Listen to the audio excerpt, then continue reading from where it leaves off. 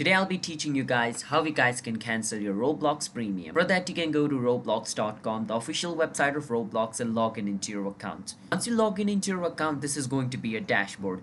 From over here at the top left corner, you're going to see three lines. Click on it. From three lines, you're going to see an option called Premium. So in my case, it's not showing me Premium because I haven't bought it.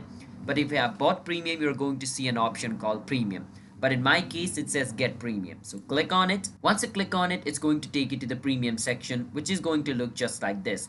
And under Premium section, you're going to see Cancel Renewal. Now, the reason I'm showing you this screenshot is because I don't own Premium. That's why it's not going to show me Cancel Premium. But if you own Premium and you click on Get Premium, this is what it's going to show you. Over here, you can click on Cancel Renewal, and basically your Premium will be cancelled. But the thing you need to remember is if you cancel your Premium, you're not going to get your money back. You need to keep that in mind, alright? So if you think you can cancel the Premium and get your money or Robux back, it doesn't work like that. Your Robux will be gone. The only thing is your Premium will also be gone.